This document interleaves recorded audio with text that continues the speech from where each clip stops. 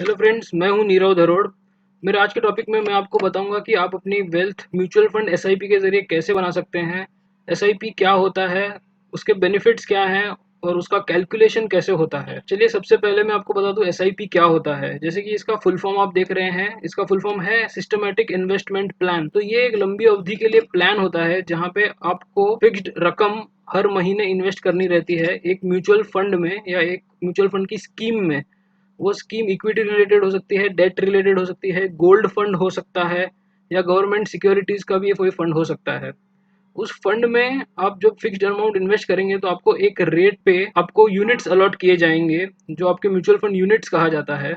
वो रेट कम ज़्यादा होता है हर वक्त, तो उस बेसिस पे आपको म्यूचुअल फंड यूनिट्स भी कम या ज़्यादा अलॉट हो सकते हैं। जैसे कि आप देख रहे हैं यहाँ, इसके काफ़ी बेनिफिट्स हैं ये प्लान के। तो सबसे पहला बेनिफिट मैं आपको बताता हूँ कि ये एक्सपर्ट द्वारा मैनेज होती है। तो ये म्यूचुअल फंड कंपनी जो है उसमें एक्सपर्ट्स बैठे होते हैं जिनको उनके सेक्टर का नॉलेज होता है, तो ये उनके द्वारा मैनेज्ड होते हैं ये फंड्स। दूसरा बेनिफिट है disciplined investment through auto debit. जी हाँ, तो इसका मतलब है कि आपको एक मैंडेट द्वारा हर महीने एक फिक्स्ड डेट पर आप अमाउंट इन्वेस्ट कर सकते हैं, जिससे आपका डिसिप्लिन्ड इन्वेस्टमेंट हो सकता है कि हर महीने आपका फिक्स्ड रकम आपकी सेव भी हो गई और इन्वेस्ट भी हो गई। तीसरा बेनिफिट है कि फ्लेक्सिबल इन्वेस्टमेंट अमाउंट। तो इसमें आप अपने इनकम के अनुसार या आपके गोल्स के अनुसार आप इन्वेस्टमेंट अमाउंट डिसाइड कर सकते हैं। कम से कम जैसे कि लोग 500 रुपीज करते हैं या 1000 रुपीज भी करते हैं, वैसे इसके ऊपर अमाउंट पे कोई कैप नहीं है, आप जितना चाहे उतना इन्वेस्टमेंट कर सकते हैं। चौथा बेनिफिट है कॉस्ट एवरेजिंग।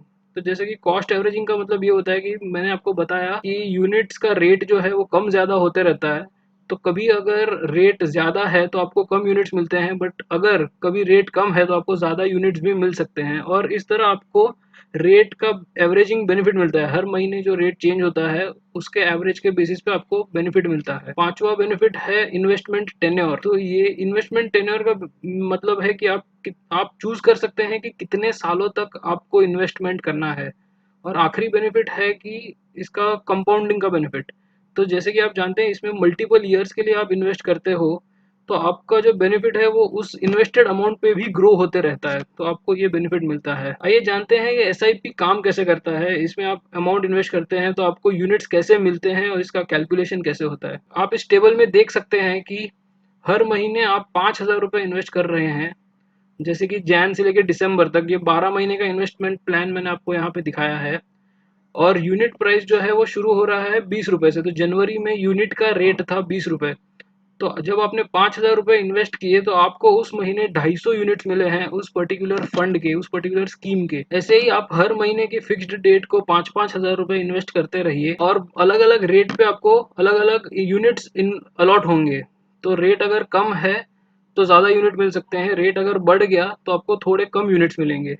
तो जैसे कि स्कीम में दिख रहा है कि आपने एक साल में 60,000 रुपये इन्वेस्ट किए हैं, अलग अलग रेट पे आपको कुल मिलाकर 3,990 यूनिट्स मिले हैं। तो जैसे कि आप देख सकते हैं कि यूनिट का प्राइस है वो कम हो गया था और जून में तो 10 रुपये हो गया था। बट उसका फ़ायदा भी ये होता है कि आपको ज़्यादा यूनिट मिल गए और फिर जब भाव वापस दिसंबर में 20 रुपये हो गया तो आपके पास टोटल यूनिट करीबन 4,000 यूनिट जितने हो गए। तो ओवरऑल अगर आपकी इन्वेस्टमेंट देखने जाएँ तो 60,000 की इन्वेस्टमेंट की वैल्यू लगभग 80,000 रुपये हो गई है, लगभग 79,800 रुपीज़ हो गई है, जो अराउंड 30% रिटर्न है एक साल में।